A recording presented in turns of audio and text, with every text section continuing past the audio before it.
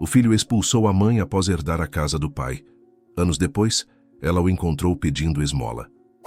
Marcos já não falava com Maria havia 2 dias. Desde o velório de Danilo, o silêncio entre os dois era mais pesado do que qualquer palavra atravessada. Ela tentava manter a casa em ordem, seguir a rotina como se isso ajudasse a segurar os cacos, mas tudo parecia irritar o filho.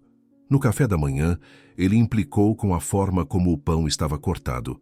À tarde, reclamou do cheiro do sabão em pó. À noite, criticou o feijão que ela fez, dizendo que não era assim que o pai gostava. Ele morreu, mãe. Vai continuar tentando agradar quem nem tá mais aqui?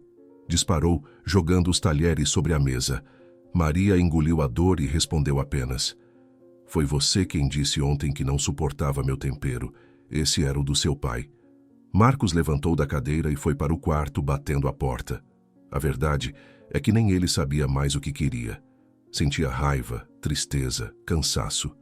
Não sabia lidar com a perda, e muito menos com a sensação de estar preso àquela casa, àquela rotina, à presença silenciosa da mãe. Maria, por sua vez, tentava não entrar em atrito. Estava de luto, mas não podia demonstrar fraqueza. Passava os dias lavando, dobrando, cozinhando. Não queria parecer inútil, não queria atrapalhar. Só queria manter viva a última coisa que restava de Danilo, a convivência entre mãe e filho. O clima era tenso, pesado. O assunto da herança pairava no ar, mas ninguém falava sobre isso abertamente. Maria acreditava que o marido teria deixado tudo dividido. Conhecia Danilo. Ele era justo. Ele sabia como Marcos ainda precisava de apoio, mas também sabia que eu estou envelhecendo. Ele não me deixaria sem nada, pensava enquanto preparava o café. Já Marcos parecia certo de que herdaria a casa. Pai sabia que eu sou o homem da casa agora. Eu que tenho que tocar a vida para frente, disse em voz alta para si mesmo, enquanto penteava o cabelo diante do espelho. Agora, uma pausa rápida. Para continuarmos trazendo essas histórias inspiradoras de forma gratuita, pedimos que você considere deixar seu like e se inscrever no canal. Nos conte de onde está assistindo essa história nos comentários. Muito obrigado e vamos continuar com a história. 2 dias depois, foram chamados ao escritório do advogado. A sala era simples, com uma mesa de madeira escura, polida, mas antiga, e algumas cadeiras acolchoadas com tecido já um pouco gasto. O ambiente tinha cheiro de papel velho e café frio. Quadros com diplomas e fotos antigas estavam pendurados nas paredes, tentando transmitir seriedade. O advogado, um homem de meia idade, magro e de expressão cansada, os recebeu com formalidade. Sinto muito pela perda, disse, abrindo uma pasta volumosa com cuidado, como se soubesse que o que estava prestes a dizer mudaria o que restava daquela família. Maria assentiu em silêncio, segurando a bolsa no colo com ambas as mãos, e sentou-se com a postura rígida. Marcos largou-se na cadeira ao lado, com as pernas afastadas e os braços cruzados, como quem só queria resolver aquilo o mais rápido possível. Após os protocolos legais, o advogado limpou os óculos com um lenço, recolocou-os com precisão e começou a leitura do testamento. De acordo com o documento assinado por Danilo Morales, no mês anterior ao seu falecimento, declaro que todos os bens, incluindo a residência principal, contas bancárias e móveis da casa, ficam sob a posse integral de seu único filho, Marcos Morales. O ar pareceu se esvaziar da sala. Maria não reagiu de imediato. Ficou olhando para as próprias mãos, os dedos entrelaçados, como se tentasse entender se tinha escutado corretamente ou se apenas estava imaginando. Já Marcos soltou um suspiro de alívio, o corpo relaxando na cadeira, como quem esperava exatamente por isso. Cruzou os braços, sorriu de lado e murmurou com satisfação numa frase seca que cortou o silêncio. Ele sabia o que fazia. Maria, engolindo a mágoa com esforço, ergueu os olhos e perguntou com a voz baixa, mas firme: "É só isso?" O advogado fez um gesto contido com a mão, pegando outro envelope na pasta. "Há mais uma coisa. Uma carta escrita à mão, anexada ao testamento. Seu Danilo pediu que fosse lida em voz alta na presença de ambos." Ele abriu o envelope com cuidado. Retirou uma folha de papel dobrada em 3 partes, escrita com letras firmes e um pouco inclinadas, E então começou a leitura, enquanto os dois permaneciam em silêncio absoluto. Meu filho, se essa carta chegou até você, é porque já não estou mais aqui. Espero que esteja em paz e que sua mãe esteja bem. Tomei a decisão de deixar a casa em seu nome porque acredito que você precisa desse recomeço. Está começando a vida e precisa de estrutura para crescer. Mas quero te pedir uma coisa. Prometa que vai cuidar da sua mãe. Ela sempre cuidou de mim. Sempre cuidou de você. A casa pode ser sua, mas ela é seu lar por causa dela. Seja homem, mas seja antes de tudo filho. Isso é o que define caráter. Cuidar dela será a sua maior herança. Não ignore isso. Houve um silêncio pesado, constrangedor, como se o ar tivesse engrossado entre eles. Maria, com os olhos marejados, manteve a cabeça erguida, tentando não ceder ao choro. Marcos ficou imóvel por alguns segundos, olhando fixamente para um ponto vago da parede, como se tentasse absorver as palavras ou rejeitá-las ao mesmo tempo. Depois esticou a mão com calma e perguntou: "Posso ficar com ela?" O advogado assentiu e entregou o papel.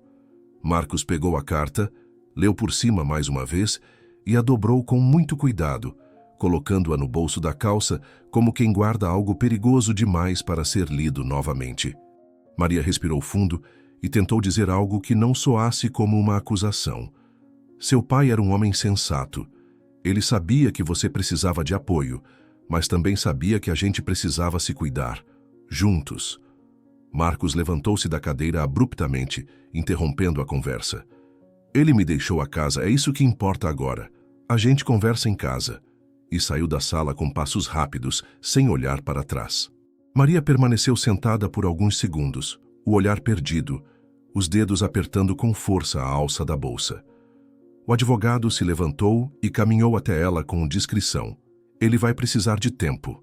A dor confunde as pessoas, disse em tom brando, tentando suavizar o clima. Maria, com um meio sorriso amargo, respondeu: "A dor revela", e se levantou. No caminho de volta, o silêncio dentro do carro era espesso. Maria olhava pela janela, vendo os postes passarem como vultos, enquanto segurava a bolsa com força, como se fosse a última coisa que ainda lhe dava estrutura. Marcos dirigia com os olhos fixos na estrada, as mãos apertadas no volante, com a carta no bolso parecendo pesar mais do que devia. Nenhum dos dois quis conversar. Era como se cada palavra fosse uma faísca capaz de acender uma explosão. Ao chegarem, Maria saiu primeiro, entrou na casa e foi direto para a cozinha. Lavou as mãos, olhou para os armários e começou a preparar o jantar, como sempre fazia. Era sua forma de manter a normalidade, mesmo que por dentro estivesse desmoronando. Colocou arroz no fogo, fritou um ovo, cortou legumes, tudo com movimentos lentos, silenciosos. Marcos subiu direto para o quarto e não desceu mais. Naquela noite, Maria colocou 2 pratos sobre a mesa. Chamou por ele 2 vezes, sem resposta. Esperou 20 minutos em silêncio, o prato dele esfriando aos poucos. Depois recolheu os talheres e guardou o prato na geladeira, suspirando baixo. Foi até o quarto, se ajoelhou diante do retrato de Danilo que ainda mantinha ao lado da cama, tocou a moldura com carinho e disse com a voz trêmula: "Eu vou fazer o que você pediu, mas ele vai ter que aprender sozinho o que isso significa."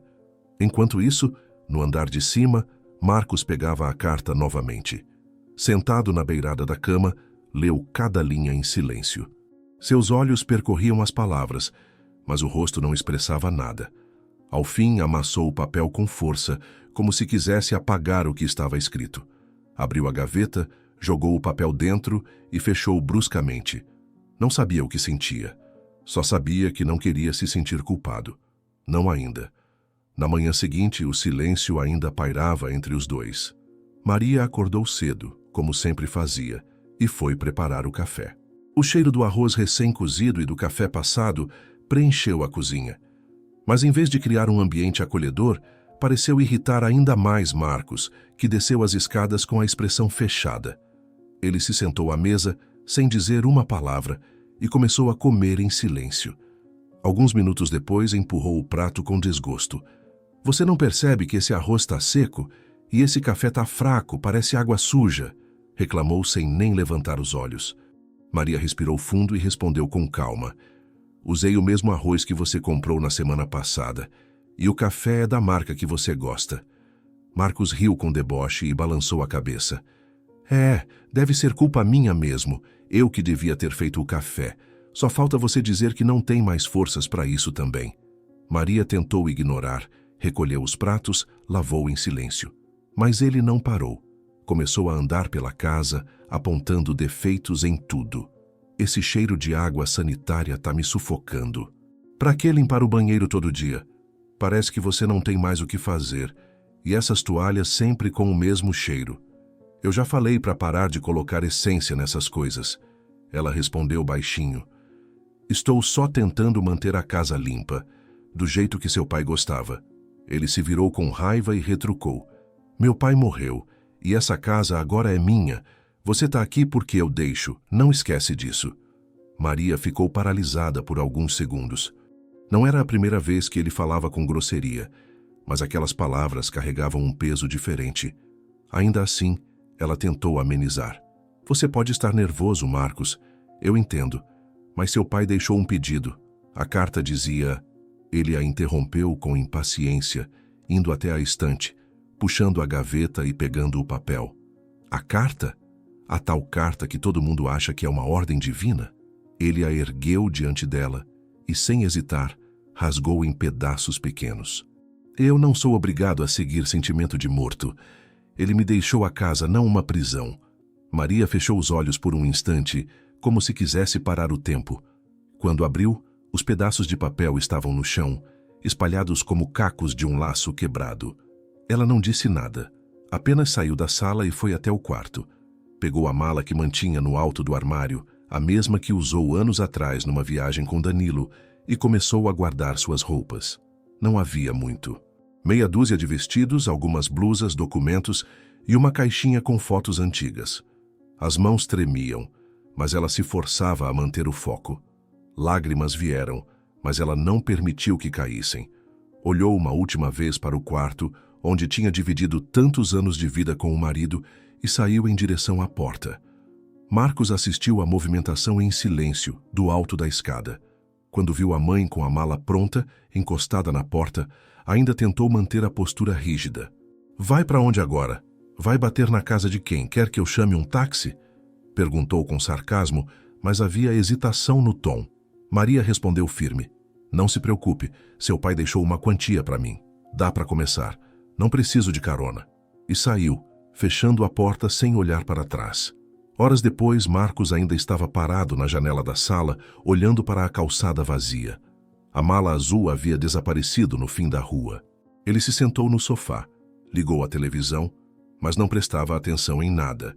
Tentava convencer a si mesmo de que tinha feito o certo, de que precisava de espaço, de que não era justo ficar preso ao passado. Mas algo doía, e não era apenas a culpa, era o vazio. Maria, do lado de fora, caminhava devagar pelas ruas da vizinhança. Sentia o peso das últimas palavras, mas não podia permitir que aquilo a quebrasse. Sabia que Danilo, se estivesse vivo, jamais deixaria que isso acontecesse. Mas ele não estava, e agora ela precisava se manter de pé por conta própria. Encontrou uma pequena imobiliária, viu anúncios em murais e decidiu alugar um quarto nos fundos de uma casa. Era simples, velho, mas limpo. E o mais importante, cabia no que ela podia pagar com o dinheiro que recebeu no testamento. Naquela noite, sentada na cama estreita do novo lar, abriu a caixinha com fotos. Viu o rosto de Danilo sorrindo, o de Marcos ainda criança, abraçado ao pai. Eu fiz o que pude, Danilo. Agora ele vai ter que aprender sozinho. Guardou a caixa, apagou a luz e se deitou com o coração pesado, mas a cabeça firme. O que viria a seguir, ela ainda não sabia, mas uma coisa era certa: não dependeria mais do filho para existir. Maria passou os primeiros dias caminhando pelo bairro, onde havia conseguido alugar um pequeno quarto nos fundos de uma casa antiga. O lugar era simples, com paredes manchadas pelo tempo e um banheiro compartilhado com os outros moradores da residência, mas tinha o básico para viver. A cama de solteiro rangia quando ela se deitava e o armário era estreito, mas ela sentia algo que não experimentava havia muito tempo: um tipo de leveza. Mesmo com o coração ainda machucado e a lembrança constante do que Marcos havia feito, o silêncio ali era diferente. Era um silêncio que não julgava, que não exigia, que apenas existia. Logo nos primeiros dias, ela começou a procurar alguma forma de renda. Andou pelas ruas com um pequeno caderno onde anotava possíveis contatos e levou uma sacola com retalhos e linhas para mostrar às pessoas. Bateu de porta em porta, apresentou-se como costureira e ofereceu consertos simples. Alguns vizinhos, curiosos ou sensibilizados, entregaram calças para ajustar, bainhas para subir, zíperes para trocar. Não precisa ter pressa, diziam, e ela respondia sempre com um sorriso. Faço com capricho, mas entrego rápido. Aos poucos, os pequenos trabalhos começaram a virar uma rotina. Maria improvisou uma mesa de costura ao lado da janela do quarto e usava uma máquina antiga que havia comprado com parte do dinheiro que restava. Costurava até tarde, com a luz fraca de um abajur e o som da agulha quebrando o silêncio da noite. As mãos voltaram a ganhar firmeza e o rosto, alguma cor. Mesmo sem luxo ou conforto, ela sentia que estava no caminho certo. Estava sozinha, sim, mas livre da tensão que por tanto tempo ocupou os dias. Enquanto isso, do outro lado da cidade, Marcos acordava cada vez mais tarde. Sem a mãe para preparar o café, com o fogão sujo e a pia cheia de louça, começou a pular as refeições. Passava horas jogado no sofá, os olhos grudados na tela da televisão ou do celular. Nos primeiros dias, se sentiu aliviado, como se finalmente pudesse fazer o que quisesse. Agora sou dono da casa, ninguém manda mais em mim, murmurava entre uma partida de videogame e outra. Mas à medida que os dias avançavam, o vazio da casa começou a pesar. As refeições passaram a ser lanches prontos, os cômodos ficaram cheios de poeira, e o silêncio antes tão desejado se tornava sufocante. Sem rotina, sem compromissos, ele começou a sair mais à noite. Encontrava alguns conhecidos em bares da região e passava horas bebendo. O dinheiro ainda dava conta dos gastos, mas ele já não controlava quanto gastava nem com o quê. Chegava em casa tarde, largava as roupas no chão e caía na cama com os sapatos ainda nos pés. Certa vez, depois de beber mais do que o habitual, chegou tropeçando nos próprios passos, tentando abrir a porta com a chave errada. Riu sozinho, falando alto, e se jogou no sofá. Sentiu fome, foi até a cozinha cambaleando e resolveu esquentar algo no forno. Mexeu nas gavetas, encontrou uma lasanha congelada e, sem pensar duas vezes, ligou o forno. O problema é que assim que colocou a travessa, se sentiu tonto. Só vou sentar um pouco, disse em voz baixa, deitando-se novamente no sofá. O calor da cozinha foi aumentando aos poucos, mas ele já dormia profundamente, com o corpo virado para o encosto, ressonando alto. Lá fora, o vento balançava as cortinas da sala. Dentro, o som do forno ligado era engolido pelo silêncio da madrugada. As luzes continuavam acesas, as garrafas vazias espalhadas pelo chão, e a lasanha esquecida começava a soltar fumaça. Enquanto isso, Maria costurava a última bainha da noite, fechando o zíper com cuidado e dobrando a peça final do dia. Suspirou cansada, mas satisfeita. Apagou o abajur e se deitou. Pela primeira vez em muito tempo, adormeceu com a mente tranquila, sem gritos ou portas batendo, sem precisar medir cada passo para evitar conflito. A cidade seguia seu curso. Em um quarto modesto, uma mulher recomeçava a vida com dignidade. Em uma casa grande e vazia, um jovem se afundava lentamente no caos que ele mesmo havia criado. E ainda não sabia, mas aquela noite não terminaria como as outras. O cheiro de fumaça invadiu as narinas de Marcos antes mesmo de abrir os olhos. Quando finalmente despertou, tossindo sem parar, tudo ao redor parecia envolto em uma névoa espessa e sufocante. Cambaleou para se levantar do sofá, com os olhos ardendo e o peito apertado. Olhou em direção à cozinha e viu as chamas já tomando conta da parede acima do forno. A lasanha esquecida já não existia. O fogo havia se espalhado pelos armários e pelo teto de madeira. "Não, não, não!" gritou, tropeçando no tapete revirado, enquanto corria até a cozinha. Tentou abrir a torneira para jogar água em um balde, mas a fumaça era tão densa que mal conseguia enxergar onde pisava. Em pânico, ainda tentou buscar algo de valor. Correu até o quarto, abriu gavetas, mas só conseguiu agarrar a carteira vazia e um par de chinelos antes de desistir. Sentia a pele das mãos queimar com o calor. Quando percebeu que o fogo já tomava o corredor, correu para fora, derrubando uma cadeira no caminho. Saiu tossindo, com os olhos fechados e os pulmões queimando. Do lado de fora, caiu de joelhos na calçada, com o rosto coberto de fuligem e as mãos vermelhas de queimaduras leves. Vizinhos se aproximaram. Alguns gritaram por socorro, outros ligaram para os bombeiros. Mas não havia mais o que fazer. Em poucos minutos, as chamas consumiram o telhado e a estrutura começou a ruir. Os bombeiros chegaram a tempo de conter que o fogo se espalhasse para outras casas, mas a de Marcos virou escombros. Sentado na calçada, ele não dizia uma palavra. Observava as labaredas como se tentasse entender o que havia feito. Um dos bombeiros se aproximou e perguntou se havia mais alguém na casa. Marcos apenas balançou a cabeça e murmurou: "Não sobrou nada." E realmente não havia sobrado. Sem seguro, sem família por perto e com a conta bancária praticamente zerada, ele se deu conta de que estava sozinho. Pela primeira vez, sentiu um tipo de medo que não conhecia. Nos dias seguintes, tentou buscar ajuda, mas nenhum amigo se dispôs a ajudar. Ele passou a andar pelas ruas com as mesmas roupas do dia do incêndio. A camiseta manchada de fuligem, a calça com o zíper derretido, o tênis queimado em uma das laterais. O cheiro do fogo ainda estava ali, impregnado no tecido e na pele, e parecia não sair mesmo com a chuva fina que caiu por 2 dias seguidos. Tentou dormir em praças, em bancos de ônibus, em marquises onde o chão de pedra castigava as costas. Numa dessas noites, o frio apertou tanto que o empurrou para debaixo de uma cobertura baixa, onde já havia outras pessoas encolhidas, em silêncio, cada uma com seu pedaço de dor. Não conversaram, não se olharam, apenas compartilharam o mesmo espaço de abandono. A vergonha de estar naquela situação o corroía por dentro, mas a fome era pior.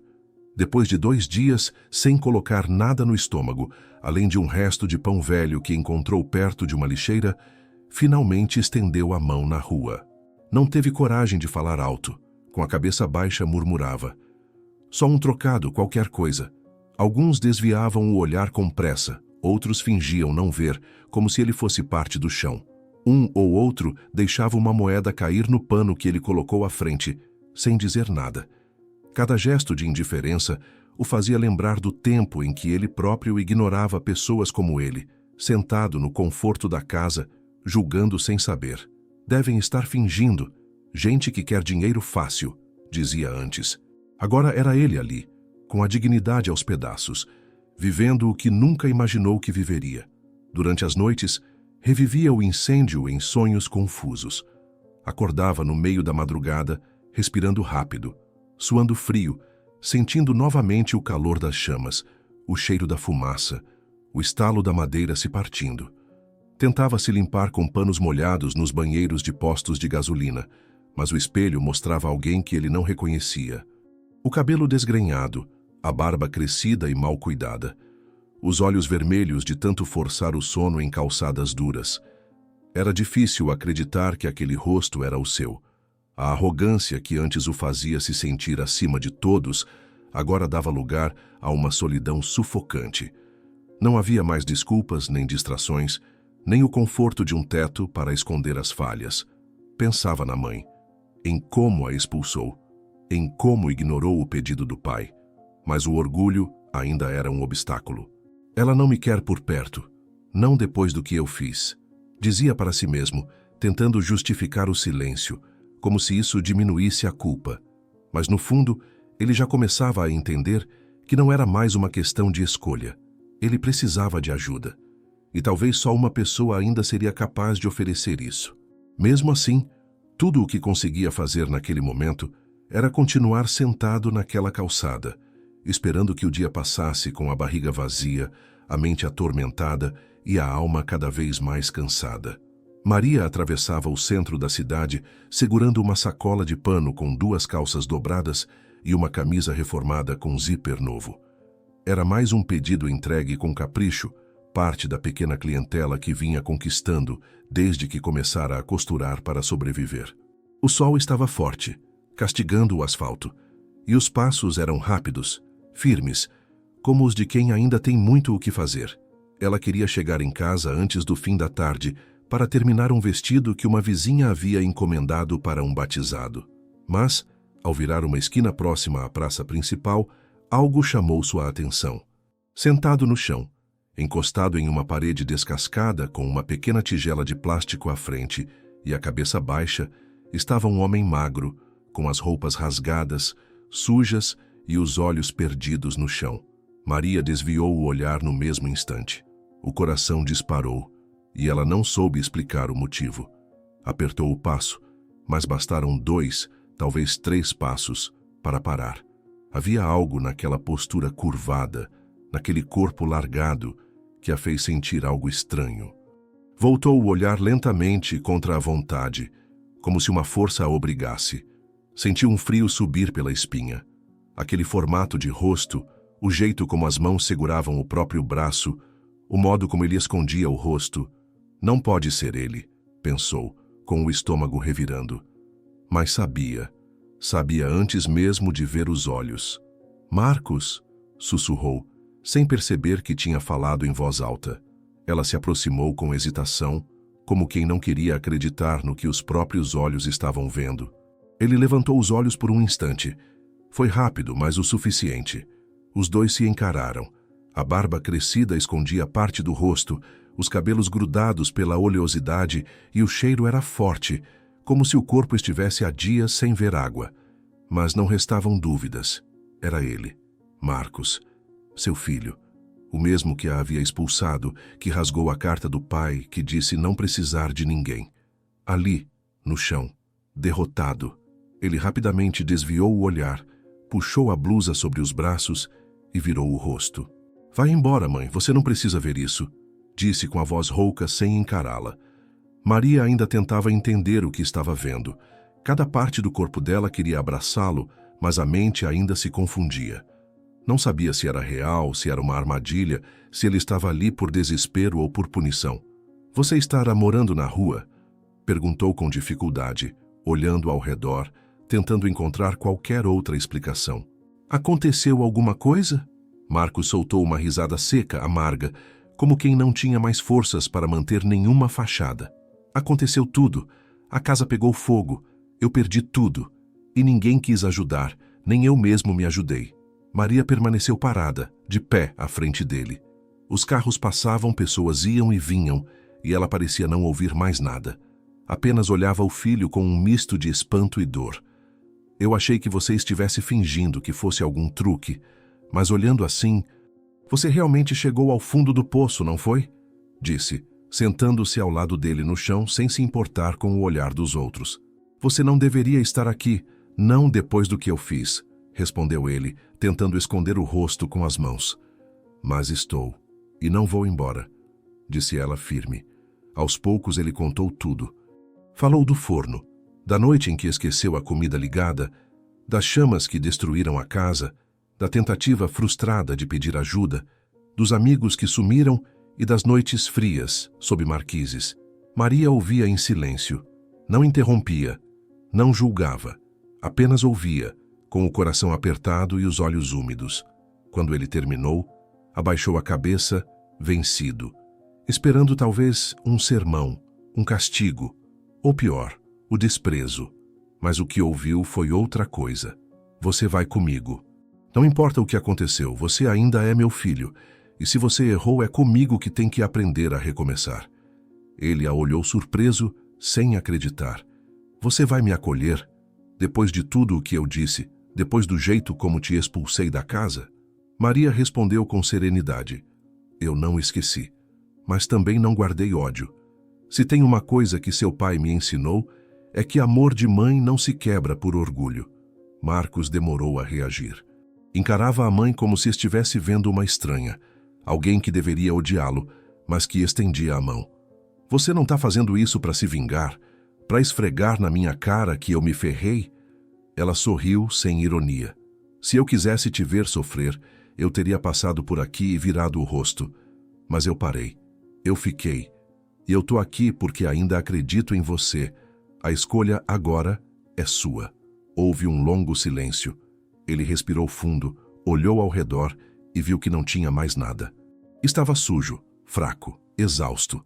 E diante dele estava a única pessoa que ainda via valor em quem ele era, não no que tinha. Tá bom, mãe. Eu vou com você, disse enfim, com a voz embargada. E naquele momento, mesmo sem saber, Marcos deu o primeiro passo de volta. Naquele mesmo dia, Maria levou Marcos até o pequeno quarto que alugava nos fundos de uma casa modesta. O caminho foi feito quase em silêncio, apenas com alguns comentários sobre o tempo e o trânsito, como se os dois precisassem de fôlego para entender o que estava acontecendo. Quando chegaram, ela empurrou a porta com cuidado e indicou com a cabeça o espaço à direita. Você pode ficar com o colchão no canto. Não é muito, mas é limpo e quente, disse com simplicidade, enquanto ele olhava em volta com atenção. O cômodo era apertado, com apenas uma cama, uma mesa de madeira com uma máquina de costura e algumas prateleiras com tecidos e linhas. Mesmo assim, havia algo de acolhedor ali. Marcos se abaixou, passou a mão sobre o colchão no chão e respondeu: "Tá ótimo. Melhor do que a calçada." Na primeira noite, ele dormiu sem cobertor, encolhido, como quem ainda não acreditava que estava ali. Maria preparou arroz e ovos fritos, colocou os 2 pratos na mesa e o chamou com um simples "vem comer." Eles sentaram-se frente a frente, mastigando devagar. Não falaram do passado nem das feridas recentes. Apenas comeram, e isso já era um começo. Nos dias seguintes, a rotina da casa foi se ajustando à presença dele. Maria continuava saindo cedo para entregar pedidos de costura, voltava com novas encomendas e costurava até tarde da noite. Marcos, por outro lado, passou os primeiros dias em silêncio, dormindo até mais tarde, arrumando a cama do jeito que conseguia, ajudando com a louça ou varrendo o chão. Aos poucos, começou a perceber o peso que a mãe carregava nas costas. Ela andava cansada, mas mantinha a firmeza. Cozinhava, limpava, costurava e ainda sorria com gentileza quando ele perguntava se podia ajudar em algo. Numa dessas noites, sentado no chão enquanto observava a mãe concentrada na máquina de costura, Marcos falou com a voz baixa: "Mãe, eu acho que preciso procurar alguma coisa para fazer. Não dá para continuar assim." Ela parou por um instante, ergueu os olhos e respondeu com suavidade: "É você quem precisa decidir isso. Eu não vou te forçar, mas sei que se quiser, vai encontrar um caminho." No dia seguinte, levantou mais cedo e saiu para andar pelas ruas do bairro. Visitou oficinas, padarias, mercadinhos. Em uma oficina de conserto de motos, um senhor olhou para ele de cima a baixo e perguntou: "Sabe pelo menos trocar um pneu?" Marcos respondeu com sinceridade: "Não sei, mas aprendo." O homem riu e disse: "Então volta amanhã, tenho umas ferramentas que precisam ser lavadas." Assim começou. Trabalho temporário, salário pequeno, mas pela primeira vez em muito tempo, Marcos sentiu que estava fazendo algo que tinha valor. Os dias passaram com ele saindo cedo, voltando cansado, com graxa nas mãos e cheiro de óleo no corpo. No começo, sentia o peso do cansaço como punição, mas logo passou a sentir orgulho de chegar em casa com os pés doendo. Maria preparava a janta e eles dividiam o que havia, rindo de coisas simples como os erros dele na oficina ou as histórias engraçadas da vizinhança. Ele passou a observar com mais atenção o modo como ela vivia, como mesmo com pouco mantinha tudo em ordem, como tinha força para levantar todo dia e enfrentar o mundo com dignidade.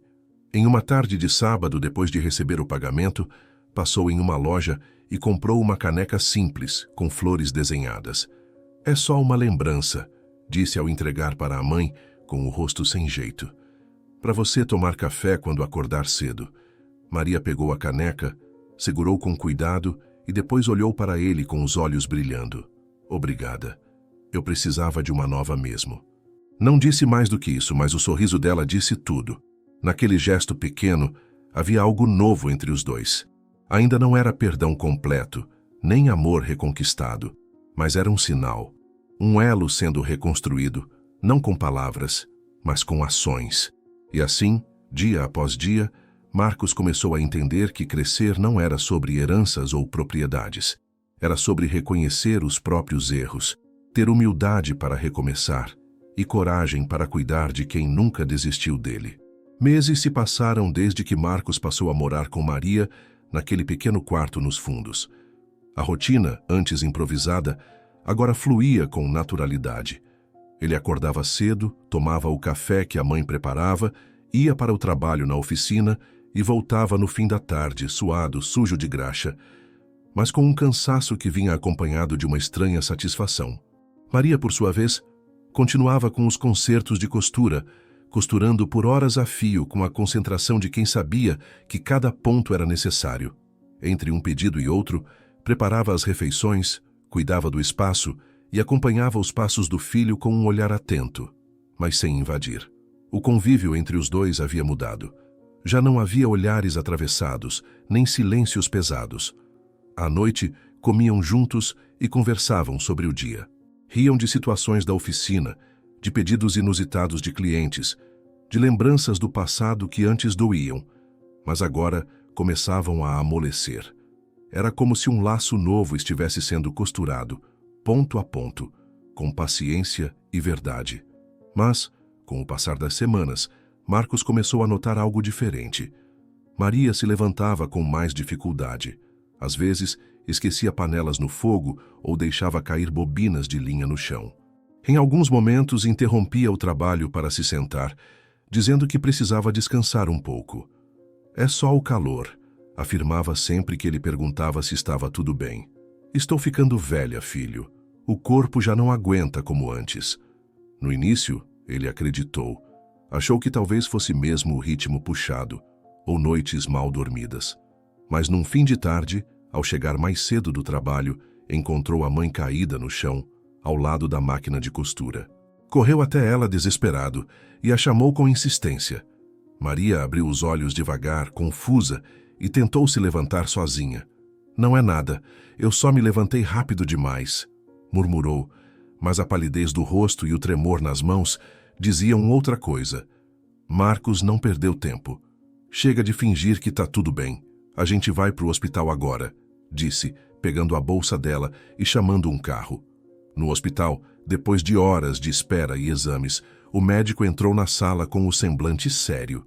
Explicou com calma que Maria tinha um problema de saúde que exigiria acompanhamento médico e uso contínuo de medicamentos. Não era algo terminal, mas exigia cuidados, controle e paciência. Ela precisa descansar mais, mudar a alimentação e não pode mais passar tanto tempo sentada costurando. O corpo dela está pedindo ajuda há um tempo. Marcos ouviu tudo em silêncio, sentindo um nó apertar o peito. Ao sair com a receita e os encaminhamentos em mãos, caminhou com a mãe até o ponto de ônibus. Ela, sentada ao lado dele, segurou o papel e disse com voz baixa: "Vai ser caro, e esses remédios duram pouco. Não vale a pena, filho. Eu posso aguentar mais um tempo." Ele virou o rosto e respondeu com firmeza: "Você não vai aguentar mais nada se continuar assim. E eu não vou fingir que não tô vendo." Maria tentou insistir, dizendo que ele deveria guardar o dinheiro para coisas mais importantes. "Você falou daquele relógio, lembra? Que queria comprar há tempos. Agora que está trabalhando, pode fazer isso por você." Ele a olhou de lado e respondeu: "Eu queria aquele relógio quando achava que precisava provar alguma coisa para os outros. Agora eu entendo que não preciso mostrar nada para ninguém. Só para você. E cuidar de você vale mais do que qualquer porcaria de relógio." Nos dias seguintes, usou todas as economias que vinha juntando desde que começou a trabalhar para comprar os medicamentos, pagar os exames e montar um pequeno estoque de itens para tratamento em casa. Organizava os horários dos remédios, preparava as refeições leves que o médico havia recomendado e controlava o tempo de descanso da mãe. Deixava bilhetes lembrando de beber água, levava frutas picadas até a mesa de costura e, quando podia, ajudava com os tecidos. Maria, ainda surpresa com aquela dedicação, o observava com olhos discretos. Em silêncio, reconhecia um filho que nunca havia conhecido. Ele já não era o mesmo garoto impulsivo e ingrato que a expulsara da casa meses antes. Ali, ao lado dela, estava um homem que havia aprendido a amar não com palavras, mas com gestos. E pela primeira vez, ela se sentia cuidada, de verdade, sem obrigações, sem cobranças, apenas amor. Nas semanas que se seguiram, Maria quase não saiu da cama. O corpo parecia finalmente cobrar anos de esforço, noites mal dormidas e toda a dor que ela carregava em silêncio. As crises de tontura se tornaram mais espaçadas graças à medicação, mas a fraqueza ainda era constante. Passava os dias deitada, coberta por um lençol fino, com os olhos fechados e a respiração lenta. Nos intervalos em que despertava, encontrava Marcos ao lado, preparando o chá, organizando os remédios ou simplesmente lendo alguma bula para garantir que estava tudo certo. Ele assumiu a casa inteira. Lavava as roupas, limpava o chão, cozinhava o arroz com o cuidado que viu a mãe ter por tantos anos. No trabalho, pediu para sair mais cedo por um tempo, e o patrão aceitou, dizendo que era raro ver um filho tão dedicado. Marcos passava os dias alternando entre a oficina e os cuidados com Maria, mas em nenhum momento reclamava. Pelo contrário, parecia encontrar sentido em cada tarefa. Os vizinhos começaram a notar. Comentavam entre si, olhando pela fresta das portas, como ele parecia diferente. É aquele mesmo rapaz que expulsou a mãe de casa? Parece outro homem. Agora dá gosto ver como trata a mãe. Essas frases chegavam aos ouvidos de Maria pelas paredes finas, e ela sorria mesmo sem forças para levantar. Marcos, por sua vez, carregava dentro de si um sentimento novo. Não era só o cuidado com a mãe, era algo mais profundo. Toda noite, ao deitar no colchão, pensava em quem havia sido. Lembrava da carta que o pai deixara, da forma como a rasgou, das palavras frias que usou com a mãe. Você tá aqui porque eu deixo. Só de lembrar, sentia o estômago embrulhar. Não entendia como foi capaz de falar aquilo. Eu fui um covarde. E pior, fui ingrato. Sussurrava para si mesmo, apertando os olhos no escuro. Num domingo de manhã, depois de preparar a sopa e deixar o chá pronto, sentou-se à mesa com papel e caneta. Olhou para o vazio por alguns minutos, até começar a escrever. Pai, essa carta devia ter vindo antes, mas talvez eu só esteja pronto agora. Eu rasguei a sua carta como se ela fosse um peso. Hoje eu daria tudo para tê-la inteira de novo. Você me pediu para cuidar da minha mãe, e eu falhei. Mas estou tentando consertar isso. Eu mudei. E cada dia, ao ver ela dormindo e saber que depende de mim, eu entendo o que você quis dizer. Ser homem não é ter a casa. É merecê-la. É ser digno da confiança que alguém deposita em você. Escreveu mais uma página, com palavras que nunca havia dito em voz alta. Prometeu que seria diferente, que honraria a memória do pai, não com grandes feitos, mas com ações simples. Guardou a carta dobrada e foi até a caixinha de costura da mãe. Abriu devagar, colocou a folha entre dois retalhos e fechou. Não contou a ela, não precisava. Aquela carta era uma conversa entre ele e o pai, mas também um símbolo do homem que estava tentando ser. Naquela noite, sentado ao lado da cama segurando a mão fraca de Maria, Marcos entendeu que a verdadeira mudança não veio com a perda da casa, nem com os dias na rua. Veio com a reconstrução silenciosa, diária, feita de atitudes pequenas. Percebeu que crescer não é vencer, mas reconhecer o que realmente importa. E naquele quarto simples, ao som dos ponteiros do relógio e do respirar leve da mãe, soube, sem dúvida alguma, que estava no caminho certo. Com o passar das semanas, a recuperação de Maria foi se firmando.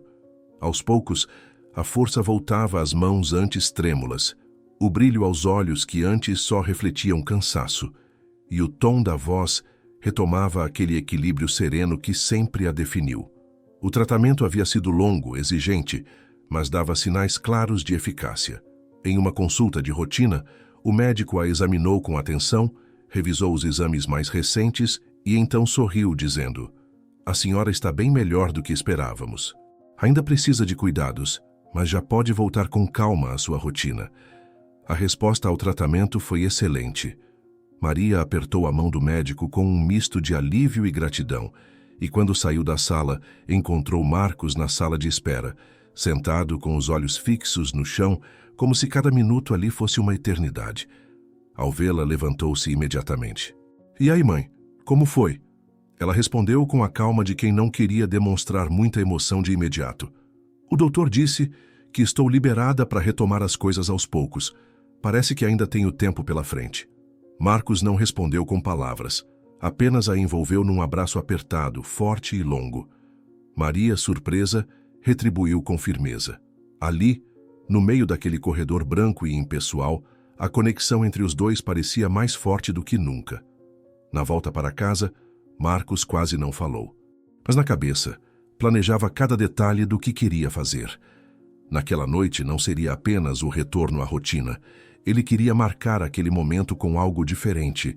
Queria agradecer, mostrar à mãe que ele via tudo, que reconhecia, que lembrava e que principalmente nunca mais a faria se sentir invisível. Quando chegaram em casa, Maria se deitou por uns minutos, dizendo que ainda se sentia um pouco fraca. Marcos disse que ia sair por um instante, que precisava resolver algo, e voltou pouco depois com uma sacola simples nas mãos. Passou a tarde toda ocupado na pequena cozinha. Cortou legumes, lavou o arroz, temperou com cuidado, refogou a carne e ainda preparou um pequeno bolo com a ajuda de uma receita anotada em um papel antigo, amarelado, que encontrou na gaveta da mãe. Durante as pausas, decorou a mesa com uma toalha limpa, dobrada com capricho, e colocou no centro um pequeno copo com flores que colheu no caminho da oficina. Eram flores comuns, silvestres, mas escolhidas com carinho. Entre uma coisa e outra, limpou o chão, lavou a louça que havia sobrado do café da manhã e até pendurou um pano novo na porta da pia. No início da noite, chamou a mãe. "Tá pronta para jantar?" Maria saiu do quarto devagar, sem entender o motivo do convite tão formal. Quando entrou na cozinha, parou na porta. A mesa simples parecia outra. As flores, o pano limpo, a comida fumegante, os 2 pratos arrumados lado a lado. Por um instante, ela não disse nada. Apenas olhou tudo com os olhos cheios. "Você fez isso?" perguntou com a voz já embargada. Marcos sorriu, meio envergonhado. "Não tá perfeito, mas eu tentei. Queria fazer alguma coisa especial. Você voltou, mãe. Voltou para a vida. E eu tô aqui para te ver voltar inteira." Maria se aproximou, tocou de leve no ombro do filho, olhou cada detalhe da mesa como se estivesse diante de um presente caro. Sentou-se devagar e murmurou: "Você não precisava ter feito tudo isso, mas fez." Marcos respondeu enquanto servia o arroz: "É pouco perto do que você já fez por mim." Sentaram-se. Comeram devagar. Ela elogiou a comida. Disse que o tempero estava certo, que o arroz não passou, que a carne estava no ponto. Ele riu. Eu escutei suas broncas na cabeça enquanto cozinhava. Acho que aprendi alguma coisa. Durante o jantar não falaram de doenças, de passado, nem de arrependimentos. Falaram da oficina, dos planos que ele tinha de estudar à noite, de um cliente novo que pediu uma capa de almofada com um tecido que já nem se vendia mais. Riram, mastigaram, brindaram com suco de caixa. Quando terminaram de comer, Marcos recolheu os pratos e voltou com 2 fatias de bolo. "Não sei se tá bom, mas é o primeiro que fiz sozinho." Maria provou e sorriu com os olhos fechados. "Tá doce na medida. Não é o melhor do mundo, mas é meu favorito." Ele soltou uma risada e respondeu: "Também é o único que tem hoje, então ainda bem que você gostou." Depois do jantar, sentaram-se na varanda em silêncio. O céu estava limpo e a noite trazia uma brisa morna. Maria olhou para o filho, que agora parecia mais velho, mais sereno, com marcas de vida no rosto, mas com o coração mais leve. "Sabe, eu sempre sonhei com esse momento", disse baixinho. "Com a gente sentados assim, rindo sem medo, dividindo um jantar feito com carinho. Mas eu achava que era só um sonho." Marcos virou o rosto e a olhou com firmeza. "E eu passei tempo demais sem saber o que realmente importava. Você me deu tudo, mãe, até quando eu não merecia. E eu sei que nem tudo pode ser consertado, mas... Obrigado por não ter desistido de mim, mesmo quando eu já tinha desistido." Maria enxugou os olhos com o canto da mão. "Filho, a gente não desiste de quem ama. Só espera que a pessoa volte. E você voltou." Ele pegou a mão dela e apertou com carinho. Eu prometo que não vou embora de novo. Agora eu entendo o valor de estar aqui, dessa vida simples, mas cheia de sentido. Eu só queria que o pai visse isso também, que ele pudesse ver que você conseguiu, que a gente conseguiu. Maria olhou para o céu e sussurrou: ele vê, filho. Ele vê sim. A casa era pequena, sem luxo, sem móveis caros, com paredes marcadas pelo tempo. Mas naquela noite, cada canto daquele lugar transbordava algo que nunca existiu antes com tanta força. Amor genuíno. Aquele amor que não cobra, não julga, não grita. Apenas permanece, cuida e espera. E finalmente, depois de tanto sofrimento, os dois estavam de volta. Não ao que eram antes, mas ao que sempre deveriam ter sido. Uma família, de verdade. O tempo passou sem alarde. As estações foram mudando. Os dias deixaram de parecer pesados e os silêncios se tornaram confortáveis. A rotina de Marcos e Maria, agora bem estabelecida, não tinha luxo, mas transbordava significado. Ele acordava cedo todos os dias, tomava o café com a mãe, já com a roupa de trabalho suja de graxa antes mesmo das 7 da manhã, e saía rumo à oficina com o espírito leve, consciente de que, enfim, estava construindo algo que realmente importava. Não era apenas um emprego. Era um ponto de estabilidade, um novo alicerce para a vida que recomeçaram juntos. Maria também havia retomado parte da costura. Não como antes, em longas jornadas cansativas que sugavam suas forças, mas com equilíbrio. Pegava trabalhos que podia entregar com calma, costurava ao lado da janela, sempre com a mesma dedicação, e em cada ponto deixava um pouco de afeto. A saúde estava mais forte, o corpo mais disposto, mas o coração, esse sim, parecia ter rejuvenescido décadas. Ela olhava para o filho com um orgulho discreto, silencioso, como quem esperou muito por aquilo e agora não queria apressar nada. Não era mais necessário dizer tudo o que sentia. Bastava vê-lo chegar cansado do trabalho, pegar um pano e ajudar com os pratos do jantar, ajeitar os chinelos dela de lado, ou simplesmente perguntar: mãe, você já bebeu água hoje? Essas pequenas atitudes diziam mais do que qualquer declaração. A casa que dividiam ainda era modesta, com móveis que haviam sido doados por vizinhos ou comprados aos poucos em bazares de bairro. Mas o ambiente era limpo, organizado e cheio de cuidado. Marcos, aos poucos, começou a guardar parte do que ganhava com o objetivo de fazer melhorias. Quero trocar aquela porta que range quando bate o vento e também refazer a pintura da sala. Você merece um espaço mais bonito, disse certo dia, enquanto segurava um panfleto de material de construção nas mãos. Maria sorriu, respondeu apenas: você já me deu o que eu mais precisava, e continuou mexendo no arroz. Em um fim de semana ensolarado, ele a convidou para uma caminhada. Quero te levar em um lugar, disse, sem dar muitos detalhes. Pegaram um ônibus e desceram numa parte da cidade que ela não visitava há muito tempo. Caminharam mais alguns quarteirões até que pararam em frente a um terreno vazio, tomado por mato alto e algumas flores silvestres crescendo, onde antes existia concreto. Maria olhou ao redor com certa dificuldade para reconhecer o espaço. Marcos, com os olhos fixos no horizonte, falou com calma. Aqui era nossa casa. A casa que eu achei que era tudo, que perdi por arrogância. Achei que precisava de espaço, de liberdade, e perdi tudo. Mas o que mais me assusta, mãe, não é ter perdido a casa. É ter quase perdido você. Maria respirou fundo, olhou ao redor e sentiu um arrepio leve subir pela pele. O terreno, agora silencioso, carregava uma memória que doía, mas também ensinava. O tempo passou, disse ela, e o que a gente perdeu aqui, a vida nos devolveu em outro lugar, com mais verdade, com mais humildade. Marcos assentiu com a cabeça, pegou a mão da mãe e continuou. O que eu mais sinto falta, mãe, não são os móveis bonitos, nem o espaço, nem os eletrônicos que eu achava que me faziam alguém. Eu sinto falta do tempo que eu desperdicei. Do tempo que eu podia ter te ouvido, aprendido contigo e não fiz. E sabe o que mais me dói? É que você me amou até quando eu te humilhei. Ela apertou a mão dele com força. Porque mãe não ama o filho pelo que ele faz, mas por quem ele é. E eu sempre soube que lá no fundo, você era esse homem que eu tenho aqui agora. Ficaram ali por alguns minutos, em silêncio.